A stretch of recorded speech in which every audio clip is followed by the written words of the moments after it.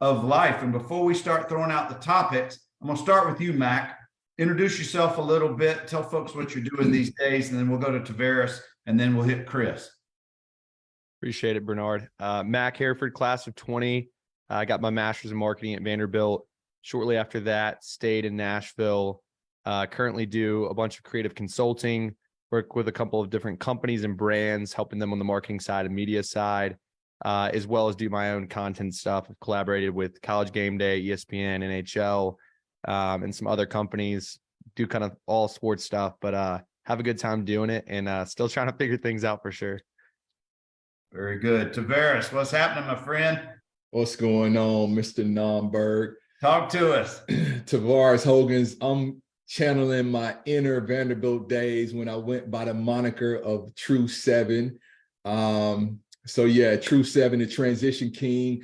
I actually have a new business model, and it was important for me to be here tonight because my business actually focuses on professional athletes that are transitioning from sports to their next season of life. So I've done some work with some NBA basketball players, a couple NFL guys, military veterans who have a similar story as athletes. They gravitate to me also, but I'm excited to be here talking about transition. Good deal. And another entrepreneur who's done so good for himself and others, and so many. Chris Krause coming out of Manhattan Beach. How you doing tonight, Chris? Awesome, Bernie. Thanks for having me, man.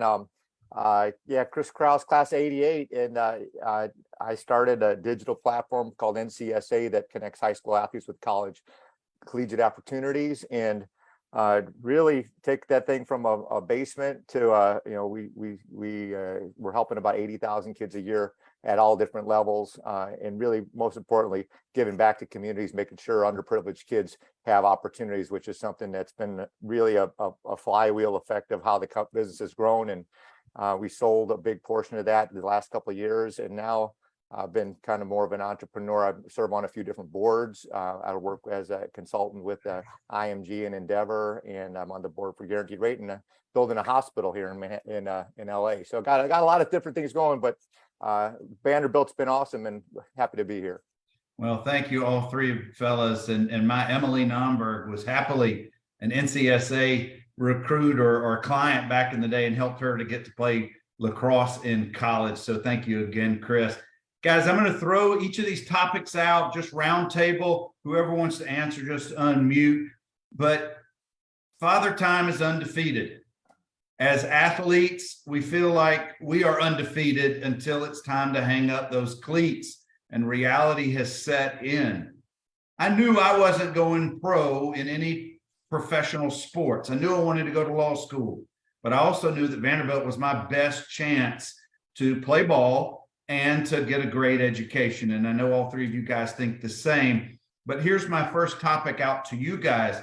At what point during your Vanderbilt, or for you, Mac, I know you played most of your years at Bama, did you start the process in your mind? I don't think I'm playing pro ball. I've got to start setting myself up, not just for the next couple of years after I graduate, but I really got to start setting myself up for the next 30, 40, 50 years in business. When did that reality come into really start taking shape for you guys? Anybody, just throw it out there. I can jump in on that one. For me, I think anyone that goes and gets a scholarship to SEC thinks they're going to play in the NFL, and I was one of those guys too. And it was interesting, and I think it was a blessing in disguise that literally after my freshman year, there was a guy named Carl Jordan who was took me on my recruiting trip, who was just, for those you know, KJ was just a bad man, and he was an awesome dude, and he was like, I idolize this guy, and he got drafted, went to the Cowboys, and he ended up getting cut. And I'm like, oh my God, I said, if this guy can't make it in the NFL, I better get my ass to the classroom, because it was a real splash of cold water to the face. And I think at that point, it was really good for me to calibrate early and focus on getting to school and staying in school. And that was it for me. It was really a pivotal point for me. Very good. What about one of you guys, Tavarus or Mac? Yeah, so for me, it was kind of different. Whenever I signed with Vanderbilt, I had no intentions of going pro. Like, all I wanted to do is get my education paid for. And I literally remember being in the weight room with Jamie Duncan, and we knew he was going. And I said to him one day, I think I had to be a freshman, no more than a sophomore. I said, I'll see you on Sunday, because I had kind of assessed the competition and I knew I had what it took. And interestingly enough, after I left college, he had signed with Tampa. Tampa drafted him. I signed as a free agent. I was in training camp with him. It didn't work out. But being able to compete, I knew I had what it takes to be there. A lot of times it's situation, or you just have to be outstanding. And I don't think I had the right situation, nor was I outstanding. So it was a little bit after college whenever reality set in, and I was like, hey, I need to take this thing a little bit more serious. But I didn't build my academic career around that, because I thought, hey, I was going to make millions of dollars playing this game called football. Very good. What about you, Mac? Yeah, I guess I had an interesting situation because I lived in this, like, I guess, false reality for a little bit. I was around, especially at Alabama. I thought that, no matter how much I played, I was always with these top players and competing with them day in and day out, a lot of times on the scout team.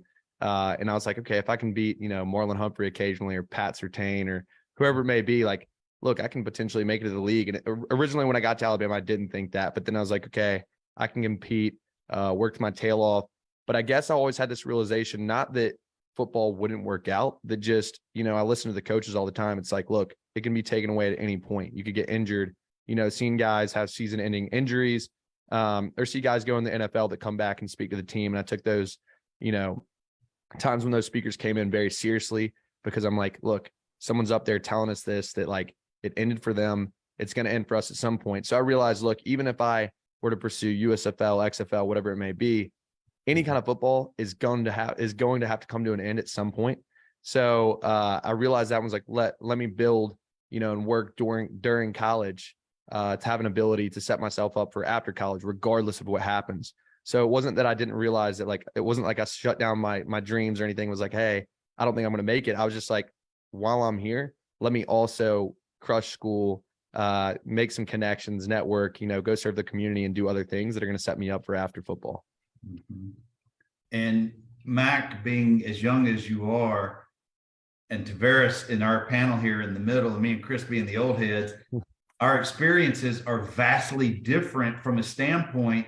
Mac, you grew up in the age of social media, and Chris and I did not. Tavarus was transitioning into that, but we certainly didn't have cell phones. We had, I'm not going to go through all of that, but it really is, I would think, from a mindset, it's a different approach. We all have the same goals. We want to be successful in whatever our endeavors are, but we may have had different timetables or different routes to get there. But before we keep going, we got some Commodores in here. We got OJ Fleming, we got Mark Matlock, we got Fred Peterson, we got, they're rolling through so quickly. I'll catch the rest of them in just a minute. We've got 6 or 8 guys in there right now. And if you guys have comments or questions who are watching us on Facebook that you want to share your experiences, throw them in the comments and I'll make sure that I catch them. I want to talk about, at the end of your active playing career, we all knew that time eventually was going to come. Do you remember that day, that last game, that last practice, or anything like that? And before we get to it, we got Darius Primetime Sims has just jumped into the conversation. Hey, bud, thanks for joining us. The question is, do you remember that day, that week, that last practice, that last game? For me, it was in '89. It was against Tennessee. We lost 17-10. And I remember walking off the field just thinking, looking up at all the idiots in orange, that, well, this is the last time I'll wear the black and gold, and my organized days are done. I'll save the rest of my experience for later. But what about you guys? You remember that day, that week, that experience? So I can go back to training camp, and I'm fortunate that my NFL career was short-lived, because I was a fool. And if I would have made all that money, I probably wouldn't be here today. So I I am crystal clear on why I had a short career. But I remember it like yesterday. I mean, we had a slant flat route, and it was supposed to be a pick play. I knew the playbook better than some of the coaches knew the playbook. And for some reason, we were in the red zone. I was anxious to run this slant, and I didn't get the pick from the inside flat route. And I know that's the play that got me released. So to answer your question, I can dial it down to the specifics of what happened there. But even then, I still had aspirations. You know, I was still working out, still doing all of that. I still hadn't quite given it up yet. So I was still holding on. And it was probably about a year later, after the XFL and arena and all of that, that I really let those aspirations go. But I remember that play just like it was yesterday. Wow. Chris, what about you, bud?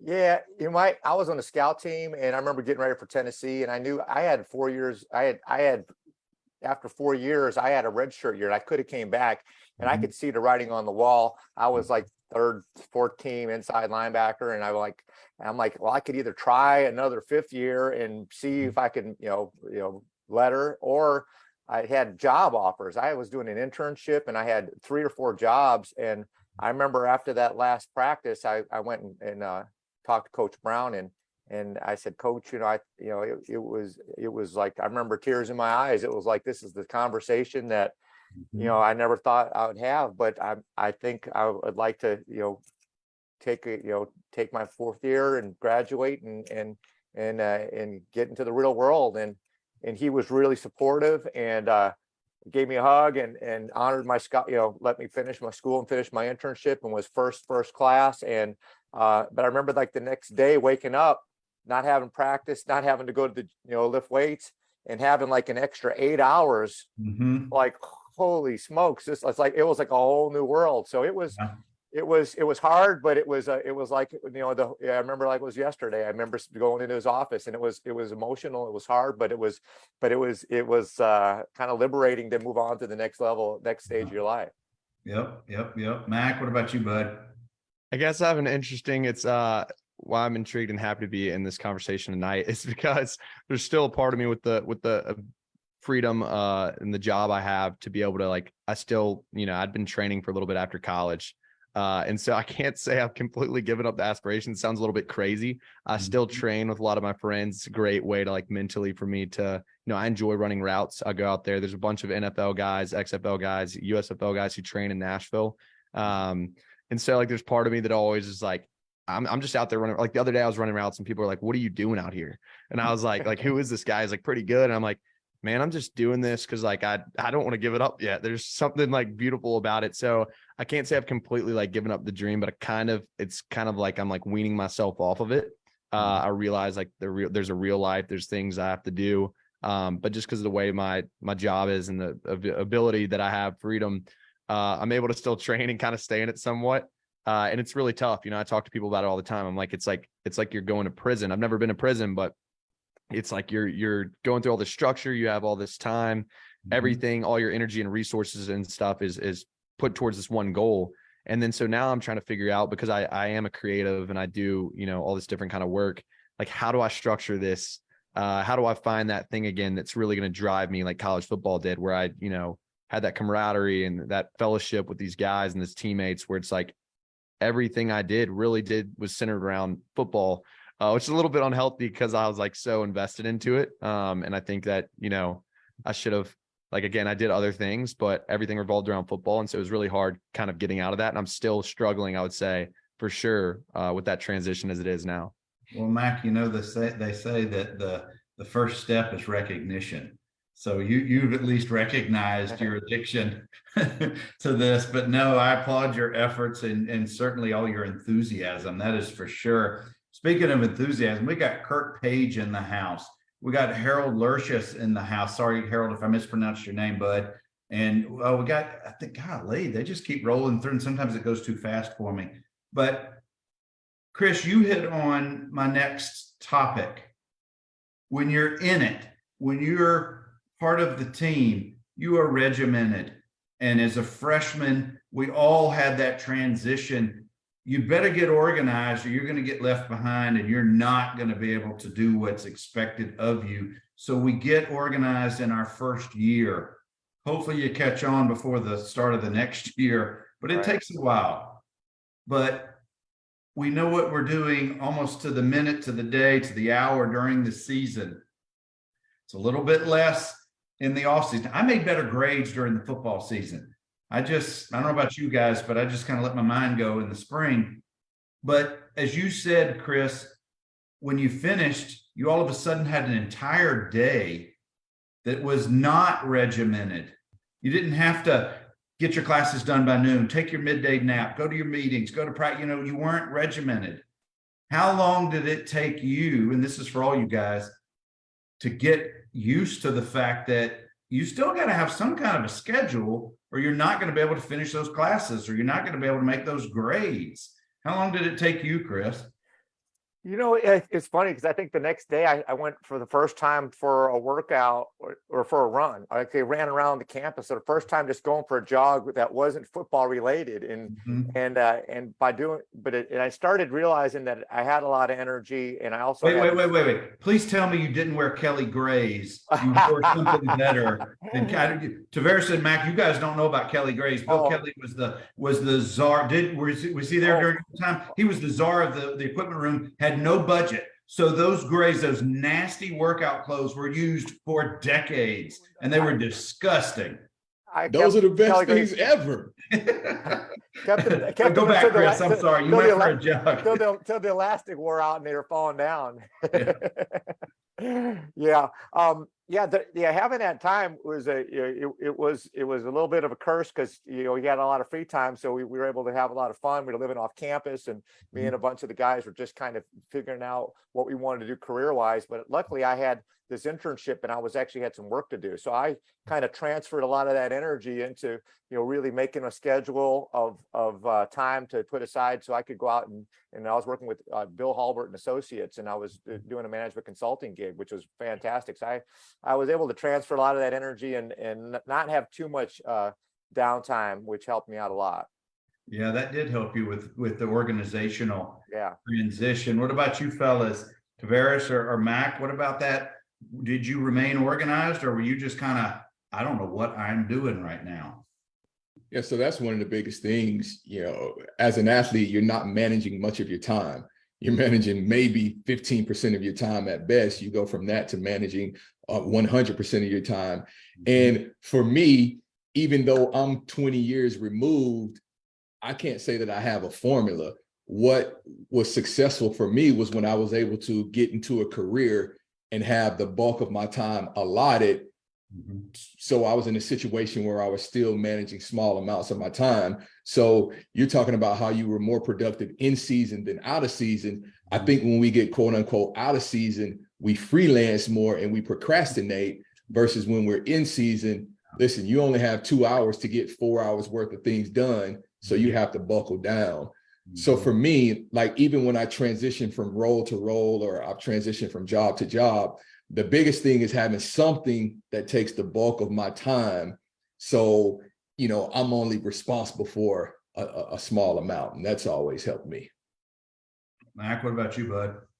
Yeah, I would say there was a period of time when, I tore my labrum in my hip and also had some like hamstring stuff going on, which made it a little bit harder because I think afterward I would have still just hit training back just to have something to do. But then, so that had me down for like a week and a half, 2 weeks, and I was just sitting there and like I have, again, my work allows me to have a lot of freedom and I can kind of create my schedule.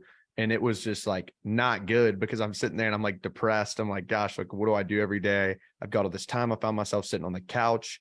And then it just hit me. I was like, okay, like I got to get back on my horse. What am I doing? So went out, started creating like a schedule and coming up with a plan, whether that's like, I remember getting on this calendar app and just literally scheduling out my days. Like I'm going to go work out. I'm going to go do this, and think about that football structure that they provided. It's a blessing, like all of us know in college, to be, almost have that structure that you're speaking of and be here and here at the same time. But they never really, a lot of times they do it for us, but you don't really get taught how to structure that. You just follow the structure. And so what I did is I was like, okay, I realized that. And I'm like, I've got to create that structure for myself. So how do I create blocks of time that are going to be productive with this freedom that I have? And that's what I had to do. And I'm still, again, I'm still figuring that out. I think I could do a better job of it, but definitely have gotten better over the past couple of years. And it was definitely a struggle. It is for everybody. It has to be. Chris, guess who's in the house? Who's We that? got Tay. We got Dante Ferguson. Big Tay. Big Tay. Big Tay out of Florida. Awesome. For those of you just joining us, we're talking about life after ball, transitioning into the civilian world, if you will. I got Chris Krause, class of 88, Tavarus Hogans, class of 2000, Mac Hereford, class of 20. And we're running through just a bunch of different topics. And for those of you guys who are watching us, if you've got comments, if you've got your experience you want to share, throw it in the comments section and we'll make sure that we address it. Guys, I want to talk about the mental aspect of not being, I guess you're always an athlete. You're always an athlete here. You're always an athlete to a certain extent. But as we get older, we got to learn our limits. But when you graduate, your time is up as a collegiate athlete. You're now a former player. How long does that mentally stick with you? And I'll just give you personally 2 seconds of mine. I knew going into my senior year, much like you, Chris, I had a 5th year, but I wanted to graduate. I was ready to move on to law school and do my thing. And so I talked to Coach Brown before the season ended. And we set up what my role would be. And I got to letter and I, scout team, all that kind of stuff. But I knew where I was going after the season. It still didn't make it easy for me as a competitive athlete, seeing guys ahead of me in my position at quarterback doing their thing. Because I always felt, man, I ought to be out there. That ought to be me. And I'm supporting my buddies who are ahead of me. But as an athlete, you want to compete. You want to be out there. But then the season ends, your career ends, and you're no longer an active football player. You're a former football player. That stuck with me for many years. Chris, Tavarus, we know Mac, what his situation is a little bit. We'll start with you, Tavarus. Where were you in that mindset about now you're a former player? Yeah, so when I came to the realization that it was time to walk away, I was having pain in my back and all of that. I just got released from an arena team, and I was like, you know what, the money that I was making here, I went to Vanderbilt, I can make this same money without the physical ailments. But I had grown to love football and just the X's and O's of it, and more than just the competitive, just figuring out the chess in it. So when that next NFL season rolled around, it was tough sitting on the couch watching games. Like, I liked the strategy, but it was tough. And so for about 6 years, I could not go to a professional football game. I went to one and I was like, I can't do it because I'm like Mac. I've got the goods to be out there. Why am I here? So it was tough. And as you open, Father Time is undefeated. But one thing that I learned in training camp is to be a professional about your body, and like know when your body's saying this and know when your body is saying that. And when it got to the point where my body started breaking down a little bit, it was easier for me to come to terms with it. But it took some time for sure. Chris, what about you, bud? Yeah, I went through a deep dive in terms of like my passion. I was working in a sales and management consulting company. I was selling car sales seminars in the car industry, and I was like, I was competing in that because I was competing against other people in the business, and I was, I found that I was good at it, and I had, but it wasn't my passion. So I figured, I was doing my internship out in Orange County, California, out this way. And I started thinking I need to get in something that is really going to be more my speed. And I loved sports, and originally wanted to go pre-med. But at Vanderbilt, I realized it wasn't going to take long for me to get out of pre-med when there was like 127 other valedictorians in my freshman class. and I wasn't cut out to be a doctor.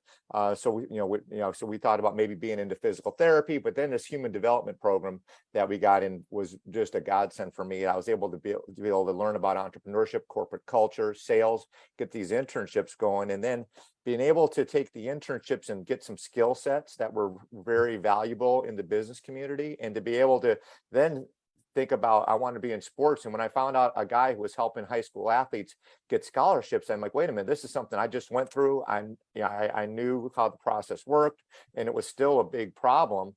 And so I said, listen, let me take this concept to Chicago. And I went back to my old high school. So I was a coach. So I was able to stay around the game, coaching kids at my old high school, working with my old high school coaches. And that was really the seeds of starting NCSA, was be able to just go with passion, the idea of helping kids in my own community. But the problem was that my old community was a very blue collar community. Most of the kids in that community couldn't afford the services I was offering. So I was around the rich suburbs, selling people my services. And then I would go back to my North Chicago, and I would help my kids out there. And it's interesting that people, tell me about what drives me and the mindset.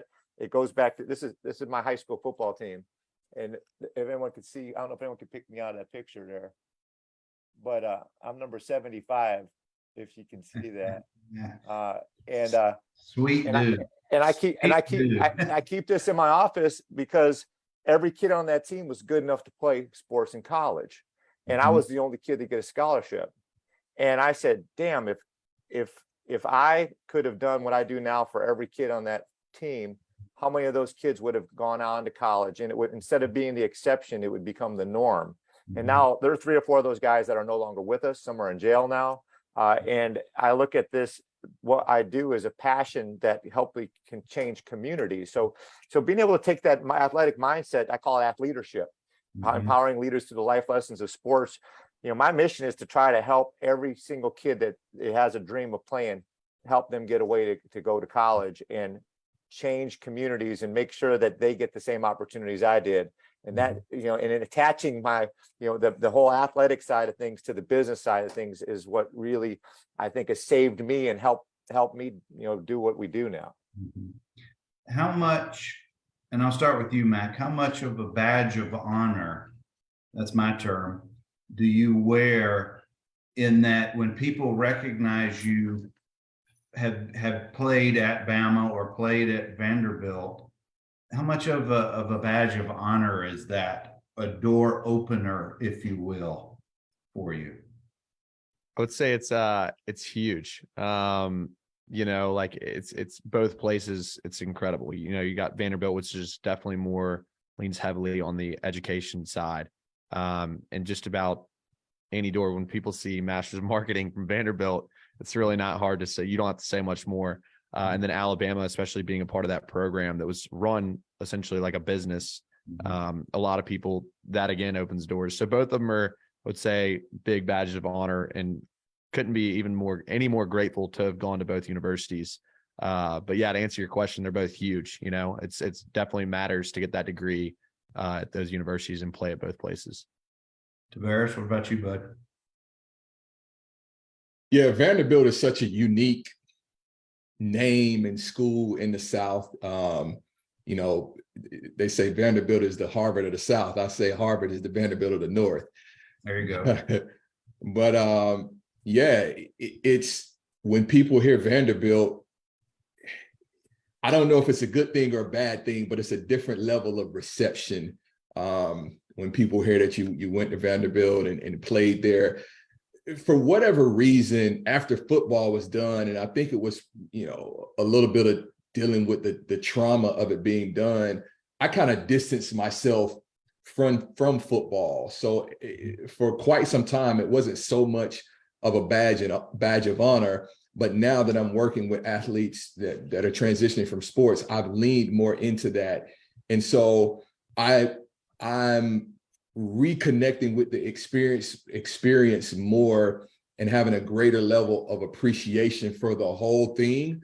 But the Vanderbilt name, I mean, it's just one of those names that wherever you mention it, if you're on the West Coast with the Stanfords, or in the North with the Northwesterns, or wherever, Vanderbilt is going to garner respect. Even overseas, Vanderbilt is going to get respect. Chris, before I let you answer, Dante says, based on what you said about that passion and helping others, that's why he can't retire from coaching football. I love it. Love you, Tate. Mhm. That's where it's at. Yeah, I want to welcome David Crop is with us. Thank you, David. Good to see you. Chris, let's talk about that badge of honor having played at Vanderbilt. It's interesting because I'm not from the South. I come from Chicago, and my first time I ever got on an airplane was when Coach Wyndham got me an airplane ticket to fly down to Nashville, and I didn't know what to expect. I thought there was going to be a bunch of banjo picking hillbillies. I had no idea, and I got down. I was this kid from Chicago, and I got down there. I'm like, wow, look at this city, look at this university. And I started learning more about the university, and a lot of my guidance counselor says, oh, you can't go there, you don't have the grades, whatever. And I'm like, I got scholarship, I'm going. but I love being able to look at it on a global level, because from Chicago, the respect Vanderbilt has.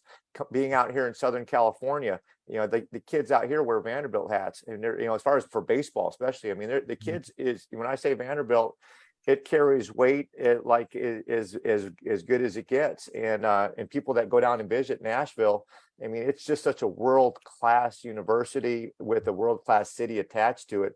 I think there's a huge opportunity to even shine the light brighter on the university and attract more talent. And that's something that I have passion for, that we're working on now.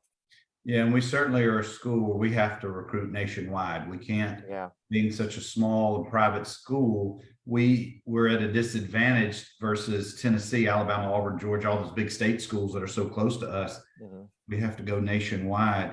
But I want to shift for just a minute, guys, and talk about when we finish being a college athlete and we're no longer under the training regimen and the food and all of the things that are supposed to make us top-notch athletes, we better have learned a little bit along the way, or things can change. And what I mean by that is, at least for me, and maybe for you guys, you're never going to be in as top-notch physical condition as you were when you're 18 to 22 years of age, when you're in playing organized ball in college.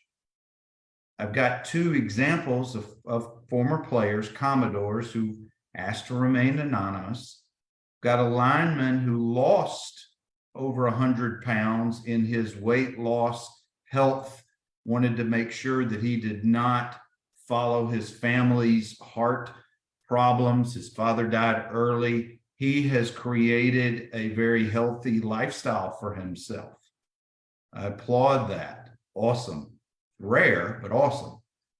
Got a wide receiver, H-back kind of a player who was so depressed after not being able to play after Vanderbilt, couldn't play professionally, gained over 80 pounds, had a heart attack at age 27. Living, recovering, healthy, getting there. So we all have our journeys. We all have to figure that out. And I'll start with you, Chris. When, after Vanderbilt, did you start, or did you ever stop training on some level, exercising on some level, learning how to eat where you didn't need 5,000 calories a day? Right. And sleep too. I mean, the combination of eat and sleep, and I got involved with triathlons. I started biking and swimming, and that was kind of a way for me to keep competing, so to speak. And then it's funny. About 10 years ago, my hips started bothering me. I'm like, what the hell's going on? I'm turning, getting ready to be 50, and I literally had worn down. I have 2 hip replacements, and I had to get my neck fused. So literally, and I had no major injuries at Vanderbilt, but I know there was a lot of wear and tear on my body.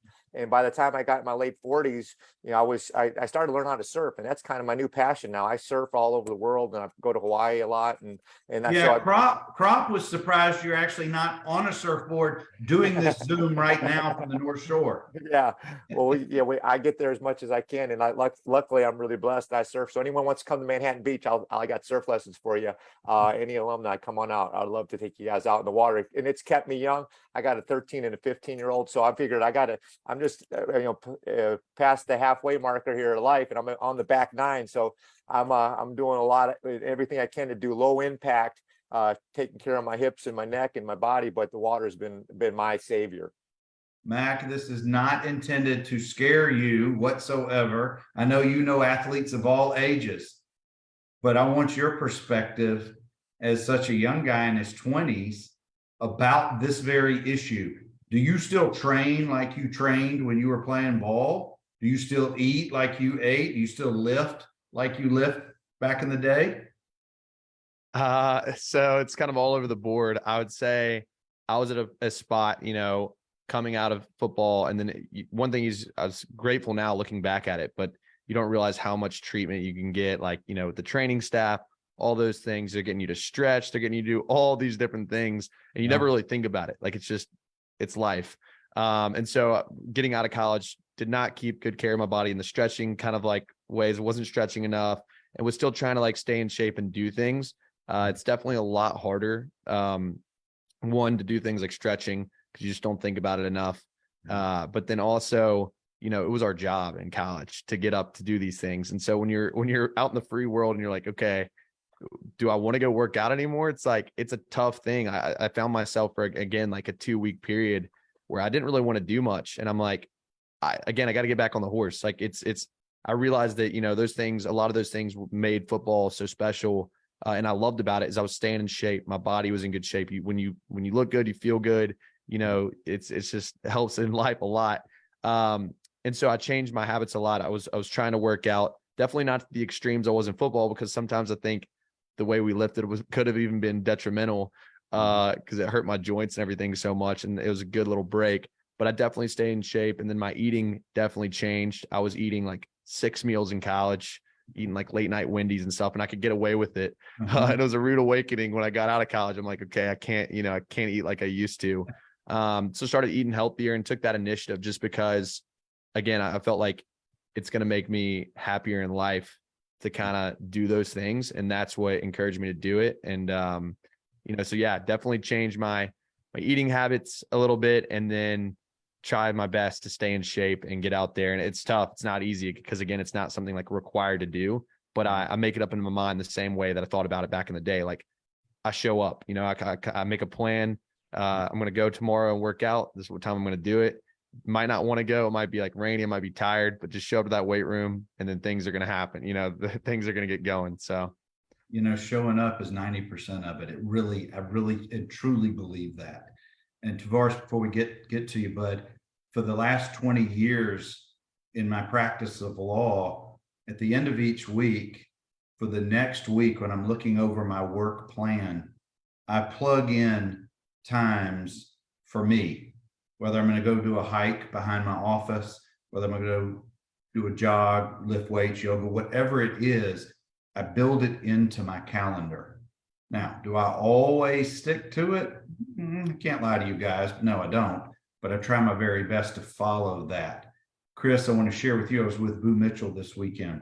Boo, for you guys who don't know, was all SEC wide receiver, as tough as nails, pound for pound. I don't think there was a tougher wide receiver in the conference at the time.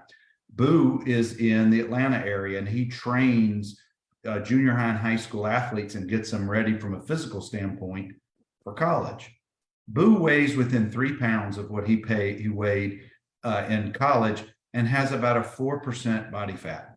Now, who can do that? Just Boo and maybe very few people. But seeing him this weekend, he was an inspiration. He was still upbeat, still so much energy. But anyway, I wanted to share that with you, Chris. Mac and Tavarus, I don't know if you guys knew or know Boo, but he was number 6. And every time he caught a pass in the late 80s, he would raise his, you won't be able to see it here, but he raised his arms in the letter of L for Linda, the woman he was dating at the time.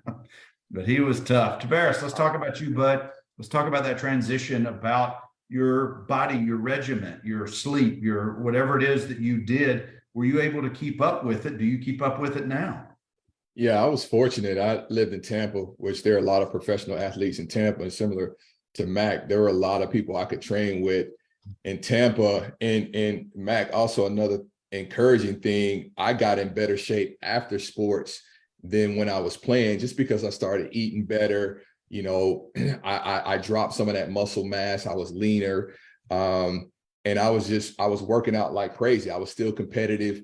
And Tampa's one of those vanity cities also. So you know, if you want to go to the beach, your body's got to be kind of okay. So I had all of those things working favorable for me.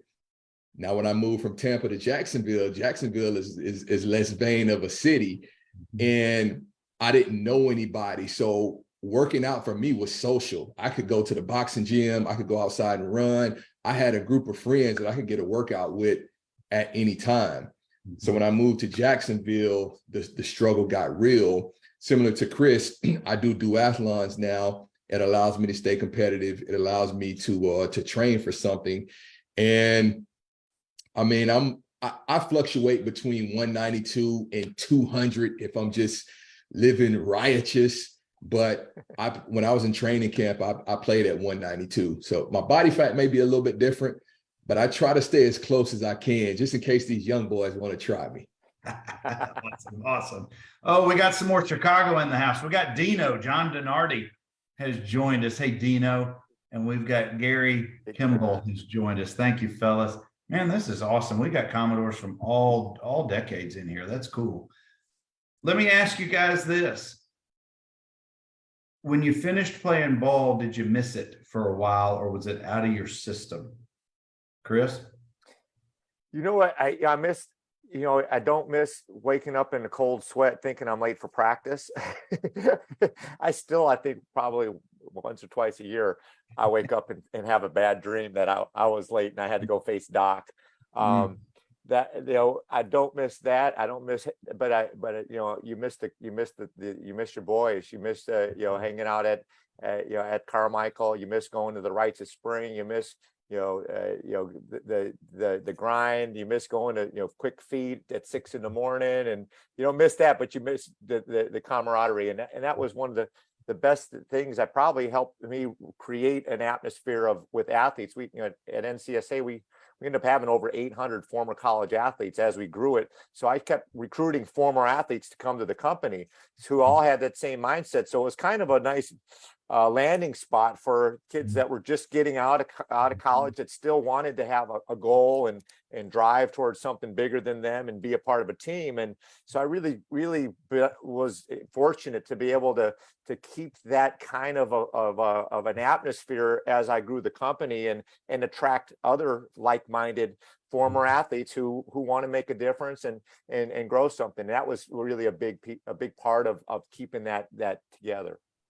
Yeah, that's for me. I didn't miss it. Because I knew I was done mentally. And for about 10 years after I graduated, I didn't go to any college games, and I'm an avid fan. It wasn't that I was in protest. It was out of my system. Yeah. And then eventually I started coming back, and now I go to Nashville at least for one game a year, and I try to catch as many other games as I can. Tavarus, what about you, bud? Did you miss it? And if you did, how'd you deal with it?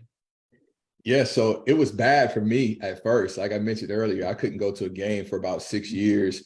The biggest thing for me, you know, it's the locker room. That was one thing, but I really enjoyed being out on the field and like unlocking defenses and, you know, just laughing at safeties trying to disguise coverages when you know what it is. And I just missed that part of it. So, you know, shortly after I started coming to terms with it, I coached a Pee Wee football team. And, you know, I started getting back around the guys because, to Chris's point, you do miss the locker room. It's not the stadium steps that you miss running. It's your boys beside you running those stadium steps with you. So, you know, we've tried to create that environment as often as we can by taking trips together, meeting up at homecomings and different things like that. So, you know, once I got to a spot where I was able to come to terms with it, I started trying to put things in my life to recreate some of those experiences that we had in college. Mac, I'm gonna change the question for you because you're in a different situation than us. What is it about being a teammate that is most important to you as you look back on your years playing? This is going to be great. Mhm. Wait, so repeat that question one more time. Let it register with me real quick. All right, because you're in a little bit different situation than us older guys. Yeah, because I was about to say that similar to what Tavarus said, I miss every single little thing about football. Like I miss the waking up at 6 a.m. I'm a football crazy like dude. Like people used to think I was crazy when I used to love the sprints we did and everything. But continue with your question. I predict Mac was one of those guys that when they were running extra sprints, he's still giggling and pissing off everybody else around him. But anyway, here's my question to you, Mac, and I'm going to circle back to you guys with this same question. What is it that is the most fond of memories for you about being a teammate, being with your teammates back in the day and now? Because I'm sure, just like the other three of us, you could be on a group text. You could see your buddies and not having seen them in a while. And all you got to do is say one word or one funny joke or something, and it takes you right back to that spot. But for you, what is it that is just the best about being a teammate and having those guys you went through the wars with? Yeah, I would say looking back at it, it was that beauty of being in the struggle together. There's nothing that can quite create that, feeling. I mean, maybe being in the military or going through something else with a group, but the fact you can go through a joint struggle, everyone's got their problems off the field, everyone's got things going on in their lives, but the ability to come together and literally like fight for that guy on your right and your left. And when you're running those sprints in the mornings, when you're doing these other things and knowing, like, remember at Vandy, we're sitting there, we're doing planks and I'm shaking and I'm looking at the guy on my left and right, and we start freestyle rapping to try to like keep going. It's moments like that you can't recreate in any kind of situation.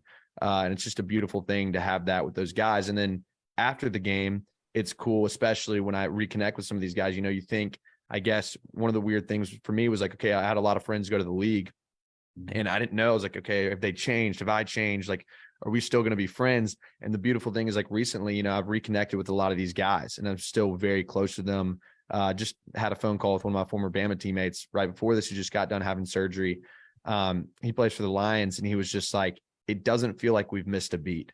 And that's an incredible thing that you can literally, I don't think it'll change after years and years, talk to these guys like we're still in the locker room. We're still we're still messing around. They could have kids and families now or be married, and like we're the same we've always been, because there's nothing that can take that bond away.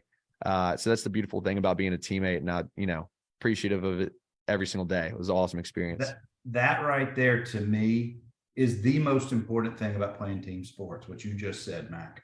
It's those bonds. It's those taking you back to an innocent time in our lives. We didn't have mortgages, kids, spouses, whatever, and you're going through the shit together. Chris, I saw Doug Bradley this week, and he mentioned you, and I guarantee you, if you saw Doug, the two of y'all would just crack each other up like that. Oh, Doug, I love that guy, Omar Bradley. Yeah, I saw him at a homecoming game I seen last couple times I've been down at homecoming, but it's funny that there's the instances of like the game. I was fortunate enough to have the earliest memory of the best Vanderbilt game I was on the sidelines for was actually in Tuscaloosa in '84, and we beat Bama in Tuscaloosa. And so the highlight of all my whole Vanderbilt football career was being in that locker room and being there at halftime and being a part of that emotion of beating Bama for the first time in 27 years. Now that was one, of the highs, but it's like after, the steroid parties in the towers. I mean, those things, I mean, the mischief we got into, just going to Miss P and going to the training table, and the pranks we used to pull on each other, and the springtime, the things Coach Bates used to put us through with the trucks and up the garages, and there's just so St. many of 'em. Valentine's Day Oh, Massacre. oh, Jesus, man. That's another nightmare that comes Yeah. back. But it's the comrade, but it's the guy, it's I still Marvin Thomas's and Andy Baker's and Noel Wells's and the guys who I still talk Mhm. to, pretty frequently and get together with. And we have so many fond memories that those are the ones that you never will ever forget. Yeah, Doug asked me if he came on the show as the statute of limitations expired for anything he might or might not have done back in the Yeah. day. Yeah, the Tom Brights of the world. I like Light Bright. Want to welcome, we got Jim Arnold's in the house, number 6. We got Lamont Turner. Thank you, fellas. Tavarus, let's go to you, bud. We got a couple more minutes, guys, and I appreciate your time. I'm going to get you out of here in less than 5 minutes. What is it about being a teammate that is most important to you, Tavarus? Yeah, and I think, Bernard, you and Chris can back this, but Mac was saying it like, you don't miss a beat when you see the guys, but when you're further and further removed from it and you don't see them, when you finally see them, there's so much love that just comes back. I recently saw one of my classmates, Myron Murray, Big Worm. He moved to Jacksonville. It had probably been close to 20 years since I'd seen him, and I gave him the biggest embrace, and you just love your teammates that have been in the trenches with you, and it gets stronger and stronger like the further you get away from it. And one thing about Vanderbilt, we hadn't always been the greatest team, but if you went through the struggle, you can have whatever opinion you want on the team. When I'm around people and we may be talking about Vanderbilt's performance, anybody that hadn't put on the jersey, I don't want to hear your opinion on it. I can talk about Vanderbilt because I was there, but you can't. So Right. we always correct the outsiders. And the last thing I'll say, Mac, to your point about rapping, one of the things that I remember, like yesterday, Raheem Batt and Corey Chavis, they used to think, every team has all these people that they thought could rap and all of that. And LT, he's watching myself and Alvin McGrew. They used to have us rapping against each other when we were freshmen. And, it would get heated back and forth and all that. Like they thought they had created some beef between us. So myself and AJ, we went back and recorded a rap tape talking about Raheem Batten and Corey Chavis, and we dropped it in the locker room one day, and everybody went crazy when we played this this rap tape. One of the greatest memories I had at Vanderbilt. Oh, that's just such great conversation tonight, fellas. I don't think I could ask or get into another topic that would top this last one. So I'm going to give you each 30 seconds to close out. Anything you want to share or not share, it's up to you. We'll start with you, Mac. I'll just say that I'm grateful that you invited us out here. This is a lot of fun. I've had a great time. I'm still transitioning, making that transitioning, like Tavarus said. I feel the same way. It's been hard for me to go to football games because I absolutely love seeing it. And I'm like, I got to get out there. But I'm really glad you held this conversation. Chris, it's been a pleasure to meet you. Tavarus, it's been a pleasure to meet you as well. And Bernard, unbelievable job hosting this. Grateful that I was invited, and hopefully words were helpful that I said tonight. No, it's fantastic. Chris? Oh, Bernard, number one, I appreciate you, man, for putting this together and keeping this glue of these good times and these memories together. It really means a lot. And I think there's so much good energy that comes from this and so many memories. Just thinking about this last week being on here, I've had literally so many smiles this last week, just thinking about all of the great times. And I'm trying to figure out how we can continue to harness that feeling of being a Vanderbilt alum, a Commodore, to be able to continue to help, whether it's through NIL collectives or whether it's job opportunities. And, I'm going to commit more time meeting with the athletic department to see what I can do personally to do whatever I can to help grow this special place we call, our alma mater, Vanderbilt. And anybody that I can help along the way, please reach out to me anyway. Appreciate it. It's a brotherhood. It's a brotherhood. It is. And I got a couple of things. I'm going to save it till after Tavarus, and then we'll share with you guys about that. So Chris, Matt, great meeting you guys. It's been a pleasure being on this show with you. Bernard, as always, man, you do a tremendous job. I don't think what you do gets enough appreciation, praise, and respect, because similar to Chris's point, you bring back a lot of great memories. You're bringing on a lot of great guys. You're tying a lot of the classes together, and this is huge what you're doing for Vanderbilt athletics. So thank you for that. If there's ever anything I can do to help further the cause, I'm always in your corner, man. I appreciate it. Anchor down, go Doors. Thank you, fellas. Let me share in closing. I've been putting in our Facebook group, I pepper stuff in there all day. I don't expect anybody to keep up with it. Just go look at it every once in a while, because we don't talk about just the games and things. We don't talk about just the memories, but we talk about what we as alumni can do. And the most important thing is not necessarily sending in some money. Join the Black and Gold Club. I put a link in there. Sign up. Let them know that you're available, because here's the big deal. We're not going to be able to compete getting against these big state schools, nor do we necessarily have to for the type of athlete we need. The type of athlete that we need wants to know, how is the school going to help me after I finish my years of playing? These big state schools for decades have had infrastructures. I know, Mac, you know this about Bama. Those guys have jobs out the wazoo lining up if they're not going into the league. The Black and Gold Club is the alumni association for athletes, all sports. It is creating internships, job opportunities, and mentorships. So your time is what's invested here. That's the most important thing we can do. Hit Chris Griffin up or hit me up, get you in there. The NIL, I also put, they just came out with the Open Doors, not spelled DORES. It's the other, you'll look at there. It's a professional organization that has created NIL opportunities for all of our student athletes. Again, the links are in the discussion thread in our group. I'm going to hush up for now. I want to thank Chris, Tavarus, and Mac. This was fantastic. It's exactly what I was hoping for. Guys, anchor down. Anchor down, brothers. We got to teach you this one, Mac. Right hand, baby. Right hand.